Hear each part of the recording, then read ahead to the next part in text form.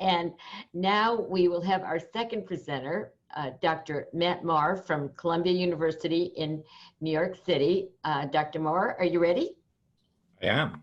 So pleasure to be with everybody. Hopefully you all can hear me, and I'll share my screen.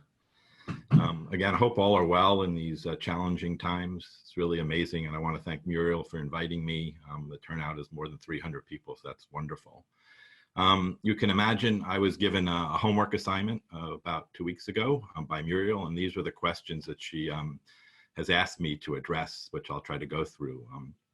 Delineating how AL amyloid affects the heart, talking in some detail about the cardiac adverse events of certain treatments, particularly aimed at the plasma cells, as Dr. Gertz was implying, the so-called weed killers. Spend quite a bit of time talking about common cardiovascular measures, including the ejection fraction and why it's really not a ideal measurement for amyloid, and what are the other better measurements. How can you say you or the heart is getting better? And a few moments at the end just about heart transplantation she wanted me to comment on, which I hope no one needs. So this is a slide delineating various tests that cardiologists utilize to evaluate heart function. Here's an EKG, amyloids associated with abnormalities in the electrical system of the heart. It can result in arrhythmias both from the top of the heart and the bottom. Can result in what we call conduction disease, in which the electrical signal is slowed. In certain cases, patients may need pacemakers. We'll talk about that. The mainstay of evaluation for a cardiologist is usually ultrasound imaging or an echocardiogram using sound waves to delineate the structure and the function of the heart. So you can see here is an image of the heart in which the free wall of the right ventricle, that's right underneath your sternum, is the first thing that you'd encounter. There's the right ventricle, there's the septum that divides the right and the left ventricle. There's the main pumping chamber of the heart called the left ventricle, and that receives blood from the left atrium. And the blood travels through this valve here called the mitral valve and out the aortic valve. And in this picture, you may or may not be able to appreciate, but the walls of the heart are thickened, which happens in amyloid. And the arrow's pointing to a small little bit of fluid, which can sometimes occur in patients, a little or a lot around the heart, called the pericardial effusion. We also measure the filling of the heart, and this is a Doppler signal in which we put a probe right here, and we're measuring the inflow of blood and how quickly blood moves into the heart, and you get in amyloid what we call a restricted filling pattern, in which the heart, because it's leathery and thickened, I make the analogy often to patients that a normal heart's like a rubbery or balloon, but a amyloid heart is more like made of leather, very hard to fill, and so the filling pattern is altered. We'll talk a little bit about the idea of strain imaging because I think it's very important in following amyloid patients.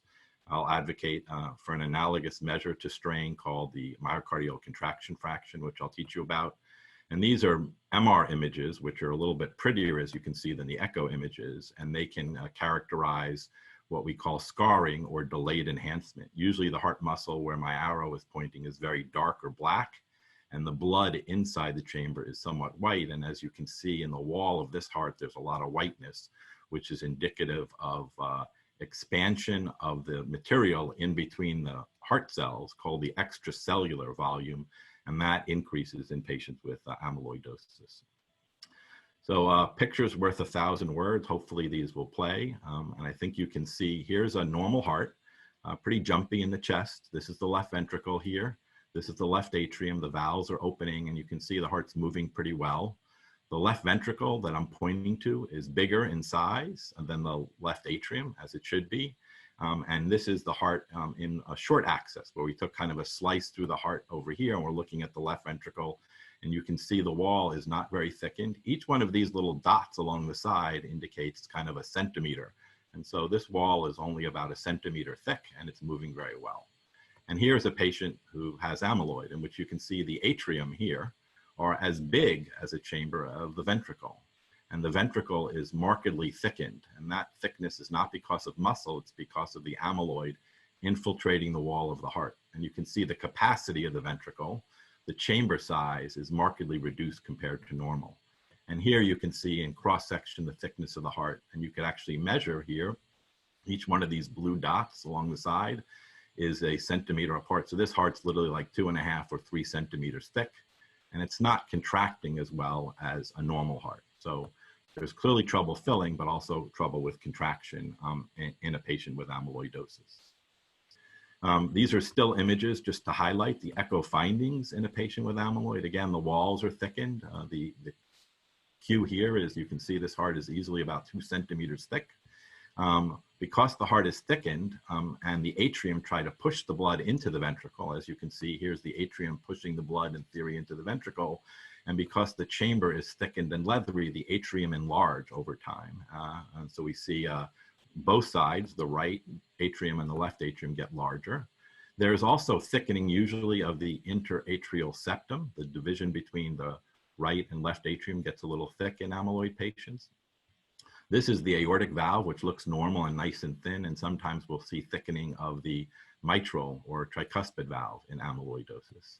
The heart has, again, trouble filling, and we call that diastolic dysfunction. Diastole is the period of time where the heart fills with blood, and when it's not flexible and pliable and has trouble filling, that's referred to by cardiologists as having diastolic dysfunction.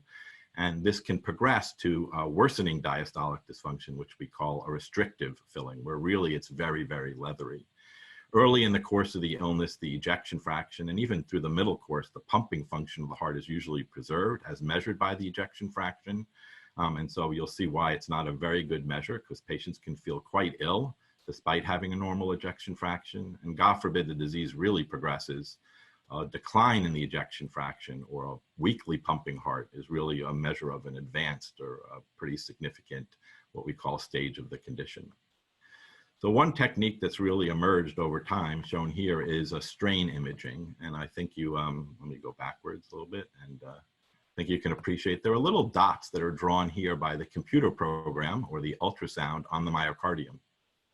And so the ultrasound's able to label the myocardium and then measure the shortening, if you will, of the myocardium. And again, I'm gonna just slide out for 1 second and restart the image so you can see. But I think you can appreciate the tip of the heart is moving pretty well, the red, where the base, the bottom part of the heart, closer to where the atrium is not moving as well, and that's color-coded in kind of blue. So strain measures essentially the shortening between various segments of the heart muscle. That's what strain is measuring. It's a much more sophisticated and probably is a much more sensitive measure to identify patients who could have amyloid and to track their outcomes. If you think about the heart here like a styrofoam cup, and we were to compress the cup, flatten it, the tip of the heart would be kind of in the middle, and that's what's shown over here. Here's the tip of the heart where I'm pointing. And the septum that divides the right and left ventricle is kind of over here. And the lateral part of the heart, this wall, is shown over here. And in this polar image, this type of image that cardiologists are used to looking at, you can see that in red, the strain, the shortening of the heart, as we saw in this visual image over here, is much better than at the base of the heart. And this particular pattern is somewhat characteristic of patients with amyloid, not always diagnostic. And they often call it colloquially the cherry on top, because the redness on top indicates better shortening of the heart muscle than at the base of the heart. EKG is a very important test in patients with amyloid. Again, as I indicated, it measures the electrical signal in the heart. These are the 12 little stickers that are placed. And you can see here is a relatively normal EKG. The rhythm is normal. There's what we call a P wave shown here before every QRS or complex. The P wave indicates the atrial contraction, and the QRS indicates the ventricular contraction. So the top of the heart beats into the bottom in a very coordinated fashion. And what I think you can appreciate is the height of these waves here, what I'm pointing to in this first lead here, are much higher than in this EKG, where the height of these waves are very small. And one of the classic findings in amyloid heart disease is because amyloid infiltrates the wall, makes the wall thicker and thicker over time, but because it's not muscle in the wall, because it's amyloid, the voltage, the electrical signal declines. And that discordance between the thickness of the heart and the low voltage is sine qua non, really very suggestive of amyloid heart disease, and should help cardiologists and other individuals identify this condition, and something could be used to follow patients over time. Another test that's often used is what we call an MRI, magnetic resonance imaging. This is a test that involves going into a long tube and uses magnetic signals to measure and evaluate the structure and the function of the heart. And you can see here, the heart is in kind of short axis, multiple slices, and it's contracting pretty well during this particular period. But the walls, again, are markedly thickened. And down below is the images using a contrast agent called gadolinium, in which, again, usually the chamber of the heart, shown up here in gray, is black, and is white, and the heart muscle is usually black. And in this particular circumstance, there's very little distinction between the chamber where the blood is and the heart wall. This indicates that there's difficulty, what we call nulling, or making the heart color black, and that's highly suggestive of amyloid heart disease, and again indicates the amyloid fibrils in between the heart muscle cells. Turning our attention a little bit to medications for AL amyloid, and this is a slide that Muriel and others often show about various anti-amyloid therapies. And I want to point out that, as Dr. Gertz indicated, cardiologists are incredibly important in the care of this condition, as about 70% of patients with AL amyloid have cardiac involvement, but we really do serve as a consultatory or subservient role. I always say to patients, I'm going to have a hard time making your cardiac amyloid better unless the concomitant hematologists who we're working with at our place, we have the expertise of Dr. Lynch, are unable to lower the light chain. So the substrate for this particular condition is the light chains, and we really need to see a light chain response. We need to see those light chains coming down with various anti-plasma cell therapies in order for the heart to ideally get better, and that's incredibly important. Unfortunately, several of these therapies shown here, these are the drug classes, these are some examples, do have cardiac side effects. A mainstay of therapy, as we heard, was steroids, including such drugs as prednisone and dexamethasone. These drugs expand the plasma volume, or the water volume of the blood, and lead to volume overload and more swelling and worsening heart failure in patients who have AL amyloid. And so working with hematologists, we often ask them to try to use the minimum dose that they can, and also to inform patients that they need to adjust their diuretics around the time of the administration of the steroid, and careful to avoid, obviously, salt intake, but also to weigh themselves. And if they gain 2 or 3 pounds in a day, that's usually a finding of worsening volume overload that can be addressed by taking a diuretic. Immunomodulatory agents such as Revlimid and pomalidomide do cause increased risk of arterial thrombosis, and so we often add aspirin. They can contribute to concomitant anemia, and since your heart's job is to pump blood with oxygen, if the oxygen carrying capacity of the blood goes down, this will be a problem and can exacerbate your shortness of breath and your effort tolerance, and making the heart function even worse. And so often we try to monitor and address this, and sometimes ask to switch to a different class of agents.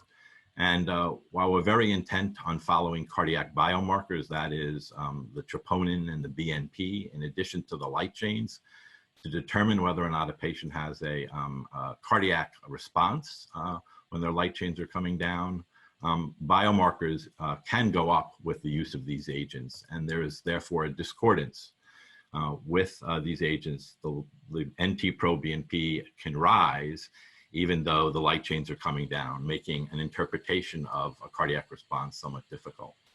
Proteasome inhibitors have been the mainstay of therapy for years, and they're shown here.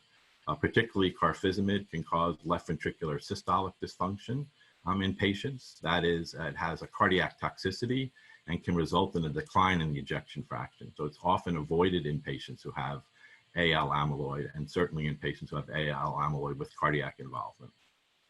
Many of these drugs can cause a neuropathy. Sometimes a GI upset from the autonomic neuropathy that they cause can be mistaken for heart failure. Some of these agents, particularly carfilzomib, can cause hypertension and needs to be addressed. And certainly arrhythmias have been reported in certain series with these particular agents. And so certainly surveillance for an abnormal heart rhythm called atrial fibrillation The atrium, again, is the top of the heart, and fibrillation is a Latin word for the atrium. Instead of completely contracting normally, it's just kind of wiggling or dancing. And in that setting, when the heart is wiggling or dancing and not completely contracting, a blood clot can form in the heart, and that clot could, God forbid, travel and cause a stroke. And so in the setting of atrial fibrillation with amyloidosis, we always recommend that patients get on a blood thinner, irrespective of what we call a risk score that is often used in general cardiology. So AFib and amyloid anticoagulation always. And daratumumab is Darlex, is a monoclonal antibody that has dramatic effects on lowering light chains and causes infusion reactions, and also with steroids, volume overload. And so these are the cardiovascular side effects. Most important, again, I think, is the attention to the concept that when receiving steroids, you can gain weight, get shorter breath, and get fluid overloaded. So I want to spend a little time talking about the ejection fraction and why it's not good in cardiac amyloidosis. Shown here is the formula for the ejection fraction. It's the amount of blood the heart pumps, which is called the stroke volume, divided by how much blood the heart holds. And so I'll walk you through a particular cartoon to make a good example, I hope. So here's a normal heart. This is the muscle, right, of the heart, about 1 centimeter thick, equally all around. And the heart contracts and it thickens up. The muscle gets thicker and pushes the blood out. A normal heart might hold about 100 milliliters of blood. And when it's done pumping, it still has a little left inside of it, about 30 milliliters. And so 100 minus 30 is 70. That is the stroke volume. And if you divide the stroke volume by what the heart holds, 100, you would get the ejection fraction, which is 70%. In amyloid heart disease, as I said, the heart muscle is much thicker. Here is a heart that is 2 centimeters thick, not the comparable 1 centimeter. The heart's still a reasonably good pump. It thickens up even more and the chamber gets smaller. But this heart can only hold 50 milliliters of blood in this example. Half of what a normal heart holds. And when it contracts, it gets down to 15 milliliters. So you can do the math. 50 minus 15 is 35 mLs. And 35 divided by what it holds, 50, still gives you the same ejection fraction. So here we have two hearts that are markedly distinct in their function. One that has no capacity and can't fill. And as you'll see, the amount of output it delivers is less. But the ejection fraction is exactly the same. And hence the ejection fraction is a very poor measure in amyloidosis. So another alternative way I educate patients to think about the heart is what we call the cardiac output. And that is shown here. The cardiac output is equal to the heart rate, how fast you beat, times the stroke volume. And so if a heart was to go at 70 beats a minute, and as I showed before, the stroke volume, 100 minus 30 was 70 mLs, this heart would deliver about 4,900 milliliters a minute, which is pretty close to 5 liters a minute. However, in amyloid heart disease, as we said, the cardiac output would be, the stroke volume would only be 35 mLs. Remember, that was the 50 minus 15 I showed before. And because the stroke volume is reduced in the output, the heart usually beats faster. Let's say it goes from 70 at rest up to 100 beats a minute. Well, now you can see that this heart is only delivering 3.5 liters of blood a minute, as opposed to the normal heart that's 5 liters, despite the fact, as I mentioned previously, that the ejection fraction is exactly the same.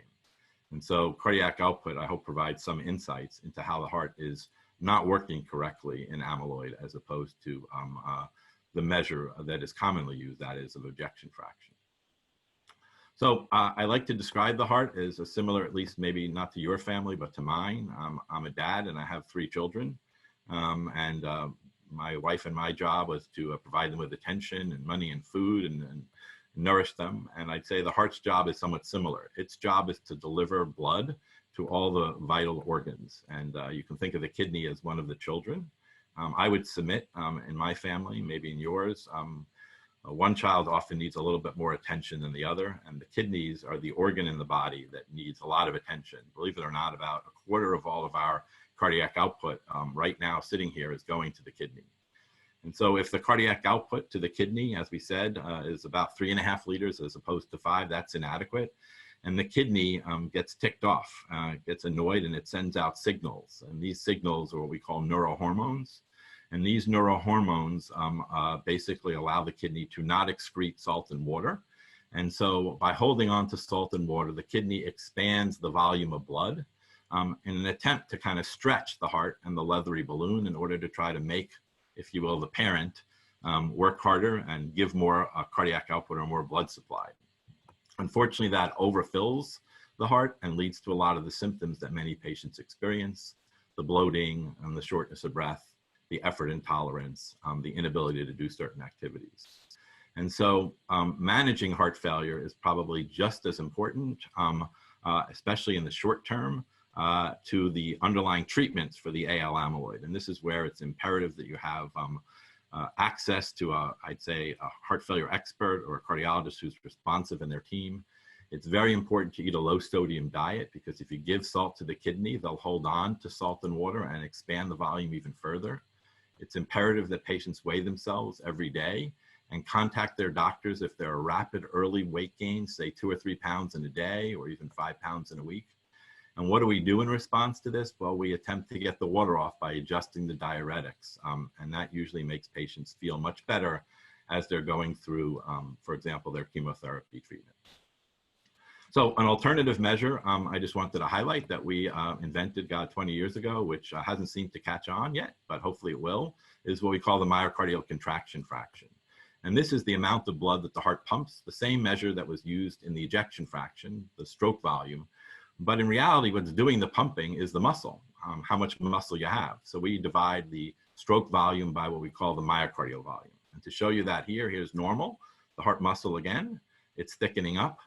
The stroke volume is, again, 70 mLs, but the myocardial volume here is about 110 mLs.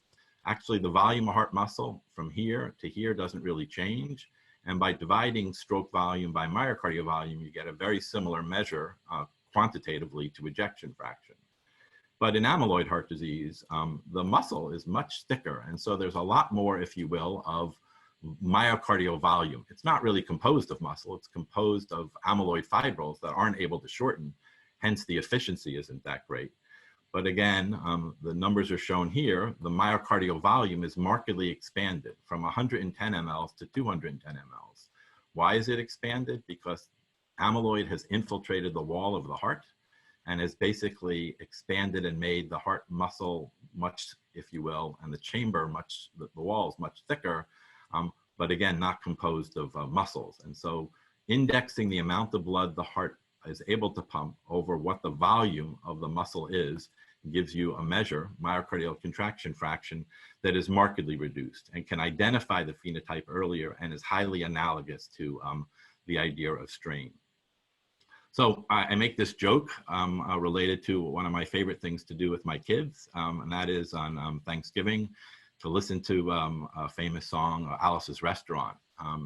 So I urge you guys to think, what if you walked into your doctor, wherever you are, just walk in and say, "Doc, I need my myocardial contraction fraction," and you were able to get those results. You know, if one amyloid patient, just one does it, they may think he or she is really strange and they may not take care of them. And if a patient and a family do it in harmony, like they might think they're both crazy and they won't take care of either of them. But if 3 people do it, can you imagine if 3 people walked into a doctor's office and asked either for their myocardial contraction fraction or their strain, better measures I would submit than wall thickness or ejection fraction, they may think it's an organization. But if 50 amyloid patients a day, I would say 50, walked in and asked their cardiologist whether the MCF, the myocardial contraction fraction, what is my value or what's my strain, they would think it's a movement. And that's what I would suggest we need to do. We need to replace ejection fraction with better measurements in order to really understand how the heart is working. And I think that's critical. You really wanted me to touch upon how do we know the heart is getting better? Well, I want to again remind everyone, the heart can't get better unless the light chains are being lowered. So that's the key to treatment. Cardiac responses are judged after hematological responses. These are some of the ways we know. Most importantly, we talk to patients. They usually say that they're less short of breath, less dizzy, and have less swelling. And AL amyloid is an interesting form of amyloidosis. The light chains themselves are actually toxic to the cardiomyocytes, those heart cells. And so actually by lowering the light chains, the heart function can improve. The myocardial contraction fraction can get better. The shortening of the heart muscle can improve, and the patients can feel better, even though there may be no removal, so to speak, of amyloid from the walls of the heart. and thus the wall thickening may not change, nor the ejection fraction may not get better. Not only should the patient feel better, we hope the patient's functioning better. They can do more activities. They can walk further. Often we use what's called a 6-minute hall walk to judge how well someone's doing. And this is the distance someone's able to walk during a 6-minute time period. Cardiac biomarkers are incredibly important to judge whether or not someone's responding. You usually will not see a biomarker response again unless you've seen a light chain response. But we use a biomarker called NT-proBNP. It's the terminal end of a protein called BNP, which is B-type natriuretic peptide. And when that value goes down by 30% or more than 300 picograms per ml, assuming that your baseline value is at least 600, then there's so-called a cardiac response. And this portends a much better outcome in patients. And then you can, over time, and I would say time measured in several months, if not years, see improvements in cardiac structure and function. But in particular, we need to focus on things like strain or MCF or the extracellular volume by MRI, and not the wall thickness on echo, nor on the ejection fraction by echocardiography. Finally, I'll just mention the question of how do I qualify for a heart transplant? Well, I'm trying to simplify this in a very, very complex process. I sincerely hope no one needs a heart transplant. I would comment that it's done very infrequently. Last year in the United States, there were about 3,000 transplants done, and only 66 patients in the country had transplants for cardiac amyloidosis. So it's not a common thing, and it's usually not done at many centers. But in general, there are two things that need to happen. You need to have a heart that's sick enough to need one.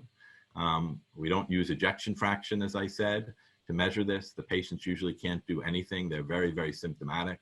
And we often use something called the cardiopulmonary exercise test to establish more exactly what one's exercise capacity is. For those of you who remember programs in the 70s, like the $6 Million Man, they used that type of testing in which there was a mask and you ran on a treadmill, and we measure your oxygen consumption as a measure of your physical fitness. This is often a test utilized to determine that a patient is sick enough to need a heart transplant. But unfortunately, especially in AL amyloid, we're looking, if we're going to transplant someone, for someone who has a very sick heart but nothing else wrong in their body, i.e. no amyloid in other organs, or at least not enough to make them function poorly. And that is unfortunately quite rare in patients with AL amyloid because it's often a multi-system disease. And an evaluation usually requires extensive testing. And at many centers, just so you're aware, heart transplant is restricted to younger individuals. At our center, we don't transplant anyone who's over the age of 72. So hopefully that addresses Muriel's question and others about qualifying for heart transplant. I thank you all for your attention, and I'm happy to answer any and all questions. Thank you so much, Dr. Maurer. That was really helpful, and we'll all be humming contraction fraction instead of ejection fraction. We'll be like Schoolhouse Rock or something. Yeah, I hope so. Okay. We've got quite a few questions here for you. Let's see what we can get in. In relapse, if one is using cardiac biomarkers such as NT-proBNP and troponin T 5th generation, could elevation of those indicate damaging and deposition is already occurring? This is a several-part question, so let me read them all and then you can break it down. Would increasing arrhythmias indicate cardiac stress before it is actually exhibited in the biomarkers and therefore be a better indicator, although a bit problematic to monitor as easily? Yeah, so those are great questions. Just with regard to the first one, yes, I think that, just to mention about the different assays. So NT-proBNP is pretty standardized. Someone mentioned the troponin assay, and they specifically mentioned the so-called 5th generation. So troponin comes in various types of tests. Troponin is a protein that is the component of heart muscle cells. And troponin, particularly something called troponin T or troponin I, are the two different assays that are utilized. And those levels go up very, very high when, God forbid, you're having a heart attack. It turns out in amyloid heart disease, because the amyloid is, if you will, around the heart muscle cells, squeezing it and causing, God forbid, a few of those cells to die, they're releasing troponin into the bloodstream. The 5th generation assay is just like it says. It's the kind of 5th one that we've developed, and it's much, much more sensitive. It measures very, very, very low quantities of the troponin. So one cautious thing I just wanted to mention is if you're used to seeing your troponin T value of, for example, 0.05 nanograms per liter being measured in your laboratory in your hospital, and they switch the assay to a high sensitive, and all of a sudden you get a value of 50, it doesn't mean that your heart has gotten 10 times worse. The assay, 50 compared to 5, the high sensitive compared to the routine test, is just a reflection of the fact that the assay is quantifying much lower levels of the protein. The values actually haven't changed. Certainly those values can indicate recurrent disease, that is new amyloid that's being produced by the plasma cells. But as the question implies, it could indicate that the amyloid that's already there is continuing to wreak damage inside the heart muscle. And so despite the hematologist doing an outstanding and excellent job of controlling the light chain, some people have a very large load of amyloid in the heart, and the biomarkers, God forbid, continue to rise, and the patient continues to get sick because of the amount of amyloid that's already in the heart. That's why companies are working on ways to try to extract amyloid from the body.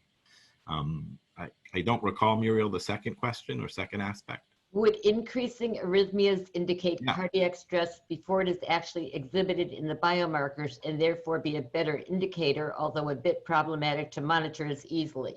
Certainly arrhythmias can indicate an abnormality, and at times they can occur irrespective of a rise in biomarkers, whether they occur early or not. I don't think we actually know. We're very careful about evaluating for arrhythmias, and the most important one I mentioned previously, that is atrial fibrillation. It's quite common in people with amyloid. Again, the atrium's job is to pump the blood in a coordinated fashion, bump, bump, top to bottom. When you lose the atrial contraction and the atrium just starts wiggling, that is usually associated with a marked rise in your natriuretic peptides. That is the BNP. They usually go up 2, 3, or 4 times just by going into that rhythm. And it's associated, as I mentioned, most importantly with a pretty significant risk of a stroke. And so in our program, we are evaluating and surveying for atrial fibrillation in patients over time and all the time.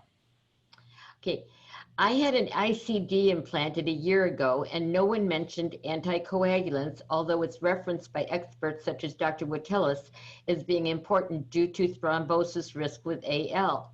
I'm doing 81 milligrams baby aspirin a day and wondering if this is enough.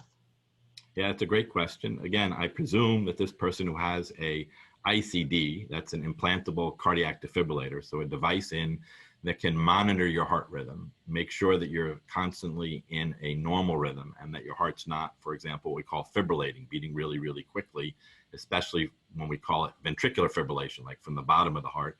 And if that were to occur, the machine, the defibrillator, can treat it by giving a shock. Usually when you have an ICD in place, the machine is not only able to treat the problem, but also able to monitor. And so person who's asking this should ask their cardiologist to evaluate the computer chip inside the ICD and the memory and determine whether or not they're having any atrial fibrillation. This is an excellent way to monitor for AFib because the device is recording 24 hours a day, 7 days a week, what's going on. And if there is atrial fibrillation that is determined to be present, then yes, anticoagulation, not aspirin, that's antithrombotic therapy, but blood thinners are indicated. Some would argue in amyloid heart disease that the risk of a stroke is high, even, God forbid, in the presence of a normal rhythm, and hence maybe anticoagulation is indicated in many or all patients. And one thing that cardiologists are starting to do is look at the flow on the echocardiogram and how much blood is being pushed in by the atrium, even when it's in a normal rhythm. Remember, when the atrium fibrillates, then the amount of blood that it's moving is markedly reduced. But when amyloid affects the atrium, even in a normal rhythm, it may not beat normally. It may beat, as I'm showing, very slowly as opposed to forcefully. And the amount of blood being pushed into the ventricle would be reduced on the ultrasound. And some would argue in those circumstances that it may be reasonable on a patient level decision, knowing risk and benefits, to consider a blood thinner. So I urge people to have a conversation with their cardiologist about that. What is the method of testing to determine if a renal AL-AMI patient on dialysis also has cardiac amyloidosis? How can you tell if the cardiac involvement is from the dialysis or is from the amyloidosis? I've read it's systemic, therefore AMI is in all the organs. Wouldn't that mean that it was already in the heart? I think it's a great question again. Important to understand, given the multisystemic nature of amyloid, that it is quite possible that someone who has renal amyloid also has a cardiac amyloidosis. As they're pointing out, thickening of the heart muscle is not always due to amyloid. It can be due to high blood pressure, and many patients who have renal failure and are on dialysis have concomitant elevations in their blood pressure. One thing I would do is look at the thickness of the heart, right? And see how thick it is. If the heart is 12 or 13 millimeters and the blood pressure in the patient is 160 over 90, that would be concordant, meaning that the blood pressure being that high might explain what is a mild increase in thickness. But what we often see in patients is markedly thickened hearts, 14, 15, 16 millimeters. And interestingly, it's very simple. When you examine them, their blood pressure is normal or low. And so there's no real way that high blood pressure could be explaining the increase in the wall thickness. So those are basic clinical clues. The second way, obviously, is to get a more sophisticated ultrasound of your heart, as I was showing, to look at the strain pattern of the heart in order to see whether or not the myocardial shortening is reduced in patients, which it often is in those who have amyloid in the heart, as opposed to those who have renal failure. And again, there are other more sophisticated tests that can be done. In extreme circumstances, if it would change management, certainly a heart biopsy could be performed at an expert center to really definitively establish whether amyloid is present inside the heart muscle. If or when is cardioversion and use of amiodarone indicated in the treatment of AL amyloidosis with primarily cardiac involvement? Yeah, so it's a complicated question, just to say. So cardioversion is a technique that's used in which the patient is brought to the hospital, given a little sedative, with an anesthesiologist put to sleep, and then the heart is literally shocked with an electrical signal. What happens then is the heart stops and restarts, and it's reset. And a majority of the time, usually above 85 or 90%, the heart, if it was, for example, in atrial fibrillation, in which the top part, as we said, was just wiggling, is restored to a normal rhythm in which the heart muscle is, again, beating in a coordinated fashion. So that's what a cardioversion is. Who gets a cardioversion? I think of it in the following manner. There are patients who are highly symptomatic when they're in atrial fibrillation, don't feel very well, and based on certain clinical features and ultrasound features of the heart, are highly likely to stay in normal rhythm after the cardioversion. And so to me, it's a no-brainer. You don't feel well, I can get you back into normal rhythm, I'm gonna do a cardioversion. And then there are patients who come to the office, we find them to be in atrial fibrillation, and they don't even notice it. They didn't come complaining of anything. We just determined it by an EKG. And they may have certain features like a very enlarged atrium, very severe heart involvement in which they're highly likely not to stay in normal rhythm after a cardioversion. And so we would not possibly recommend a cardioversion in those patients. And there's a large spectrum in between. Amiodarone, the drug mentioned, is what's called an antiarrhythmic, anti meaning against arrhythmias. And so in many patients, unfortunately, with amyloid who undergo AL or cardioversion, they may, like I said, 85, 90, 95% of the time go back into normal rhythm, but that may not last much more than a few days or weeks or months. And if they revert back into atrial fibrillation, then their symptoms usually recur. And so we often offer them an antiarrhythmic, that is a medicine to try after the cardioversion to maintain normal rhythm.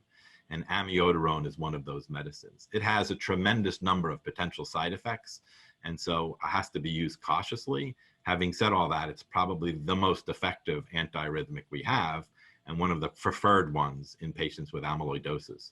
But use it cautiously and use it with the lowest dose possible. Great. Okay, I've got another cardioversion question here.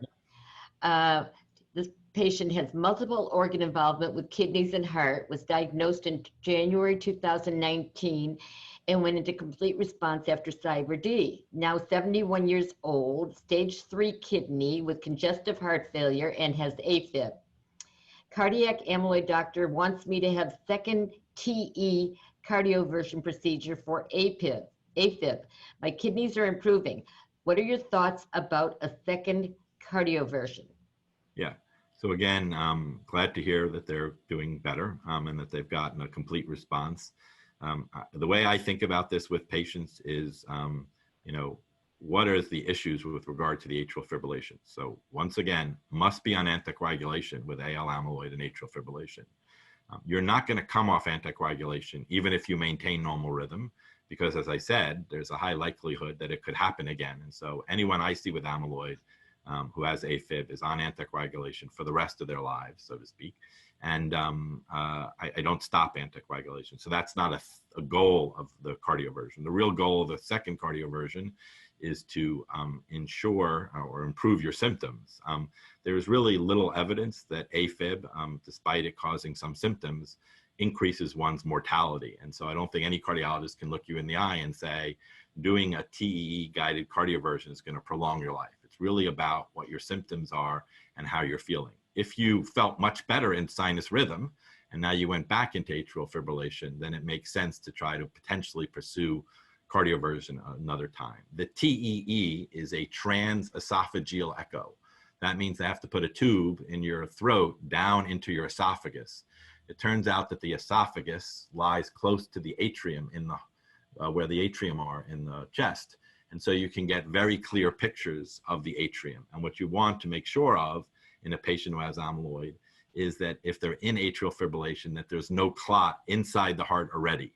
Because the last thing you want to do during a cardioversion is shock the heart, put it back into normal rhythm, and have the clot that's inside the heart fling off and travel and, God forbid, cause a stroke or something. And so prior to doing a cardioversion, many of us would do a transesophageal echo to exclude it. That obviously complicates the whole process and has slight increased risk. And so you have to discuss that with your individual provider. I think it's important for everyone to ask the doctors, well, what's my likelihood of staying in this rhythm in the long term? That is a normal rhythm if I go through all of this, and how much benefit will I get? Great. Okay, 2 more questions, and then we will let you go. Okay. What are your thoughts or concerns for domestic commercial flights? I guess this is the same person who was concerned about the second cardioversion. So well, I mean, feel about that person flying? Yeah, I would be very cautious, guys, nowadays. I mean, we were in New York. We had more than 850 people in the hospital at the height of the pandemic at Columbia. Many people on ventilators, meaning 400 or 500. This is not something that you want to get at all, but you don't want to get if you're older adult, and certainly not if you have amyloid. And so I would urge you to avoid travel if you could. And I've written many letters for many patients who had trips planned, explaining that it's not my recommendation, nor do I believe, though it's constantly changing, is it the CDC's recommendation to, in high-risk patients, expose yourself.